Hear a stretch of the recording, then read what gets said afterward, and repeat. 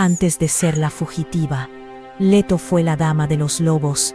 En la lejana Hiperbórea, vivía en paz, lejos de las intrigas del Olimpo, pero el destino la reclamó. Allí escuchó el lamento de su abuela, Gea, la madre tierra. Leto, debes saber que mi vástago, la serpiente Pitón, ha dejado de ser guardián para volverse verdugo. Habrás de ser madre del sol y de la luna. Habrás de encontrarte con Zeus y llevar dentro su semilla.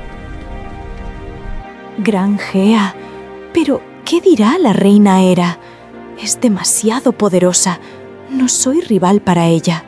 La reina del Olimpo te perseguirá hasta el fin del mundo. Sufrirás 1000 penalidades, pero tu sacrificio traerá un orden nuevo. Siendo mi destino, no puedo negarme. Si mi dolor puede aliviar a otros, que así sea. Se despidió con una breve oración y se marchó a las tierras de Grecia.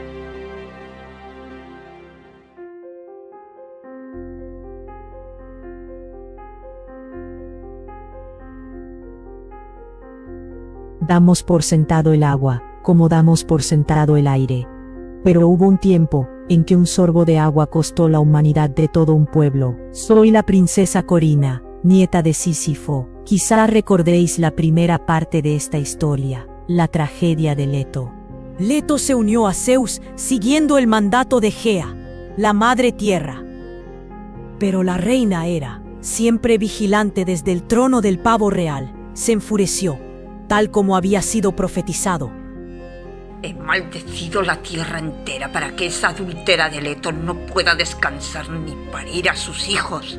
Nadie en el mundo podrá darle refugio. No contenta con maldecir la tierra entera, envió a la serpiente Pitón en su busca y captura.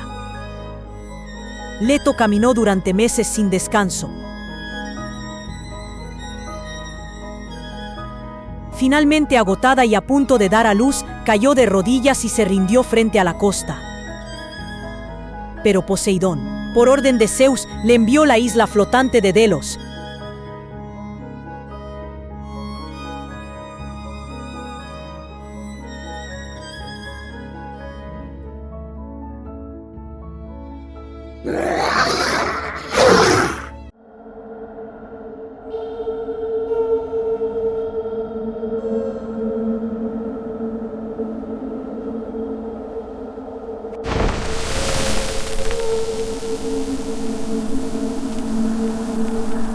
Aún a salvo, Leto escuchó la voz de Gea, la madre tierra, susurrando desde la roca. Tus hijos son el sol y la luna, pero nacieron en la huida. Llevan el polvo del miedo. Debes llevarlos al río Janto, en las tierras de Licia. Solo allí, en sus aguas sagradas, serán intocables para la maldición de Hera. Licia, la tierra madre de la quimera, un lugar hermoso y brutal. El sol abrazaba los campos, los gemelos divinos, ocultos en sus fardos para no cegar al mundo, habían bebido hasta la última gota de la leche de su madre.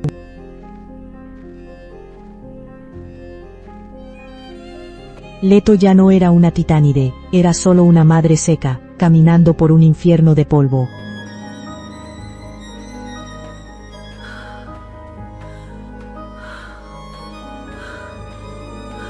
Entonces, vio el agua, un estanque humilde en el fondo del valle, la fuente Mélite. Se acercó, dobló las rodillas, no para rezar, sino para beber.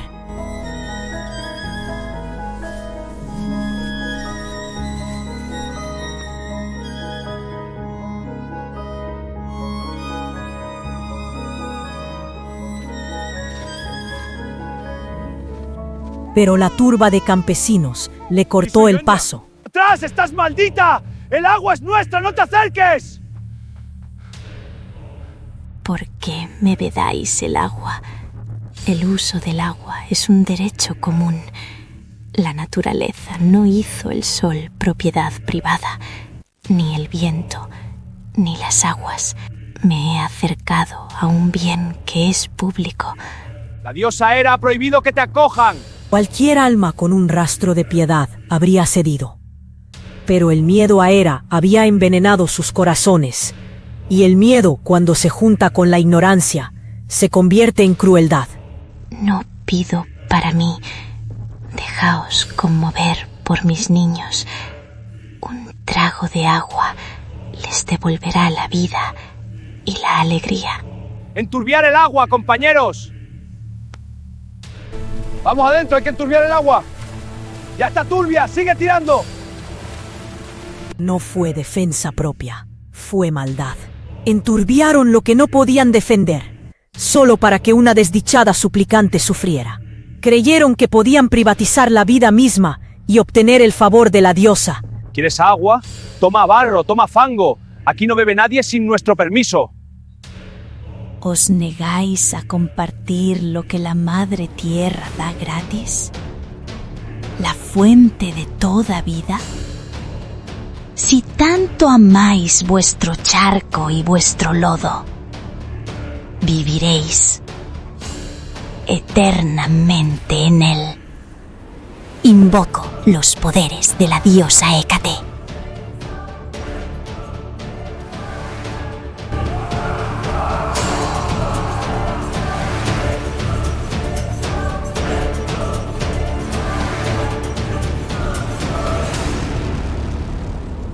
Finalmente, Leto llegó al río Janto. Allí, lavó y purificó a sus hijos. La profecía se cumplió. Apolo brilló como el sol y Artemisa como la luna.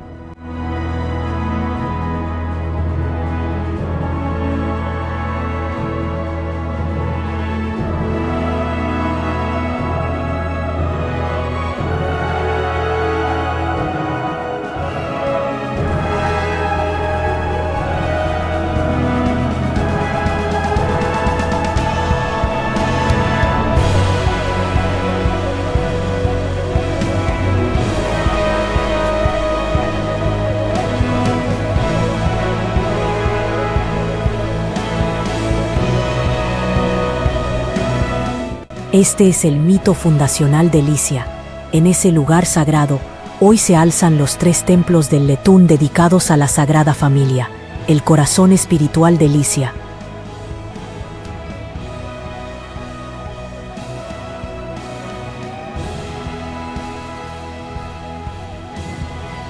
Allí los peregrinos aún recuerdan que la hospitalidad es mandato divino, y que quien pretende hacer suyo lo que es de todos, merece un castigo ejemplar.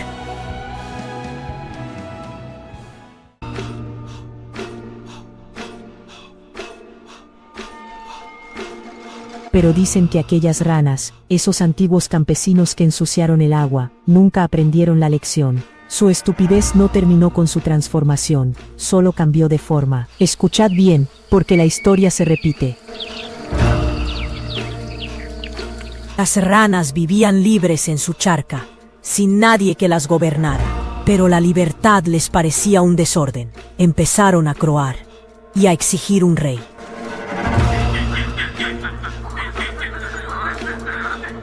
Tanto gritaron, Zeus, cansado de su ruido, les lanzó un gran tronco desde el cielo.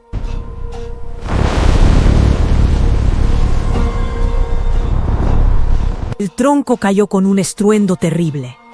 Las ranas, asustadas, se escondieron en el fango, pero al ver que el rey tronco no se movía, que no daba órdenes ni castigaba, perdieron el miedo.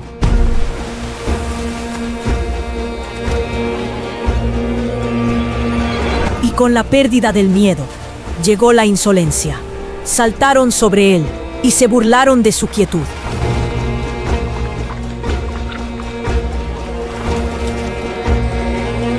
Y exigieron otro rey, uno que impusiera orden en sus vidas.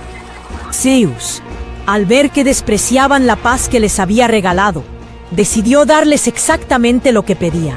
Envió a la charca una serpiente de agua.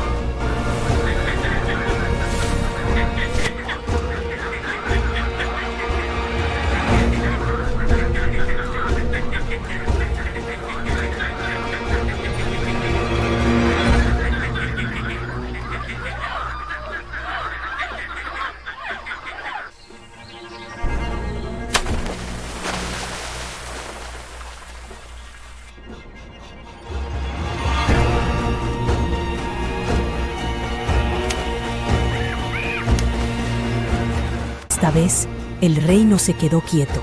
La serpiente comenzó a devorarlas una tras otra.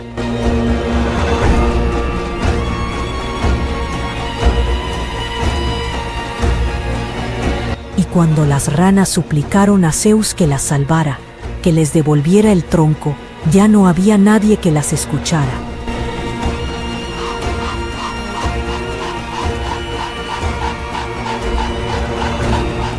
Ninguna rana volvió a quejarse nunca.